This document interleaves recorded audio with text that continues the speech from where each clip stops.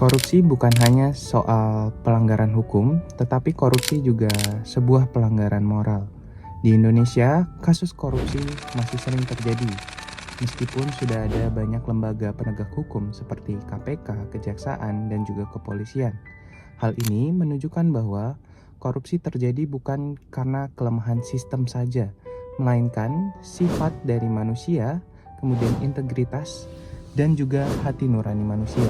Dalam video ini, kami akan membahas korupsi dari sudut pandang etika terapan, di mana akan membahas mengenai pengertian, fakta, dan juga latar belakang, serta contoh kasus nyata dari analisis korupsi berdasarkan teori filsafat. Kemudian juga kami akan melakukan kampanye untuk melakukan budaya anti korupsi. Korupsi berasal dari kata Latin corruptio, yang berarti merusak. Dalam konteks sosial, korupsi adalah penyalahgunaan kekuasaan untuk kepentingan pribadi atau kelompok yang merugikan kepentingan umum. Menurut Transparency International, korupsi terjadi ketika kekuasaan yang dipercayakan disalahgunakan untuk keuntungan pribadi. Dalam konteks korupsi, melanggar nilai-nilai dasar seperti kejujuran, tanggung jawab, keadilan, integritas, dan kepedulian sosial. Dampaknya pun sangat besar. Korupsi merusak kepercayaan publik, menghambat pembangunan, mendorong ketimpangan sosial, dan menciptakan budaya permisif di masyarakat. Oleh karena itu, korupsi harus dipahami bukan hanya sebagai tindak pidana, tapi juga sebagai krisis moral. Faktanya, praktik korupsi di Indonesia masih tinggi. Berdasarkan Corruption Perception Index tahun 2023, Indonesia memperoleh skor 34 dari 100, menunjukkan tingginya risiko korupsi. KPK juga menangani ratusan kasus setiap tahunnya, mulai dari suap, gratifikasi, hingga penyalahgunaan anggaran. Nah, meski jelas salah, praktik korupsi sering dibenarkan dengan alasan semua orang juga melakukan, gaji kurang, atau untuk mempercepat urusan. Namun pada sisi lain, masyarakat yang dirugikan menuntut keadilan, transparansi, dan integritas dari para pejabat publik. Disinilah muncul benturan nilai antara kepentingan pribadi dan kepentingan publik, antara keuntungan sesaat dan tanggung jawab moral jangka panjang. Kasus yang kami analisis adalah kasus pengoplosan BBM yang melibatkan oknum SPBU dan pekerjaan distribusi Pertamina di beberapa daerah di Indonesia. Dugaan pengoplosan BBM Pertalite jadi Pertamax terus disorot.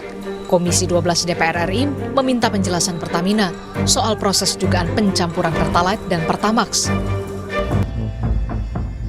Sejumlah media asing ikut menyoroti dugaan korupsi di PT Pertamina yang diduga merugikan negara hingga 193,7 triliun rupiah. Praktik ini merugikan negara, merugikan konsumen, dan mengancam kualitas distribusi energi nasional. Kasus ini terungkap pada tahun 2023 dan 2024 melalui investigasi Pertamina dan kepolisian, dan para pelaku dijerat dengan Undang-Undang Minyak dan Gas Bumi serta Undang-Undang Tindak Pidana Korupsi.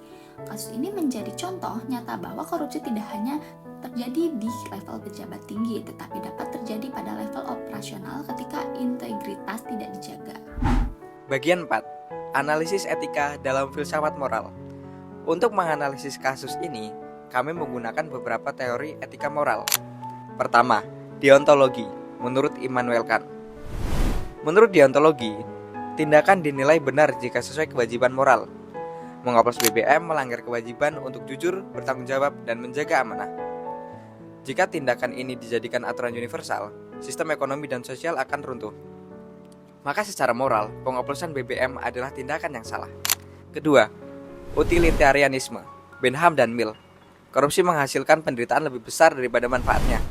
Masyarakat dirugikan, negara rugi, mesin kendaraan rusak, dan kepercayaan publik turun. Maka tindakan ini tidaklah etis. Ketiga, etika kebajikan menurut Aristoteles. Korupsi menunjukkan hilangnya kebajikan seperti kejujuran dan pengendalian diri. Orang bermoral adalah yang membentuk karakter baik lewat kebiasaan, bukan mengikuti dorongan keserakahan. Yang keempat, eksistensialisme menurut Sartre. Korupsi adalah pilihan sadar, pelaku tidak bisa bersembunyi di balik alasan ikut perintah. Itu adalah bad fight, atau sikap tidak jujur terhadap diri sendiri.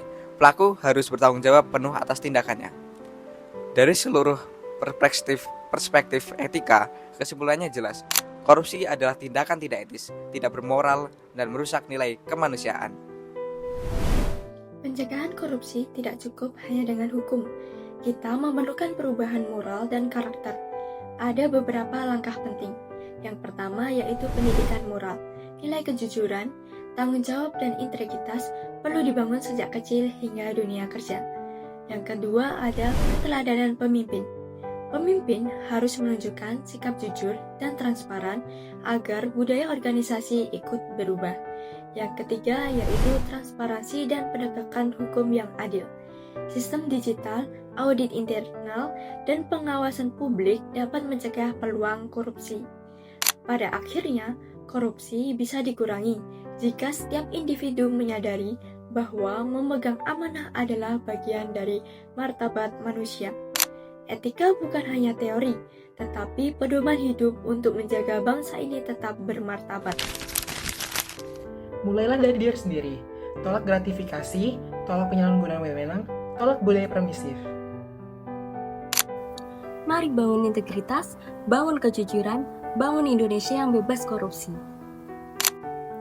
Kami mengajak Anda untuk berani berkata, Saya jujur, saya berintegritas, saya anti korupsi. Korupsi merusak masa depan, korupsi mengkhianati kepercayaan, dan juga korupsi mengambil hak masyarakat. Sekian video refleksi dari kelompok kami mengenai korupsi dari sudut pandang etika terapan, dan kita berharap dapat menjadi bagian dari perubahan menuju Indonesia yang lebih maju, jujur, dan adil.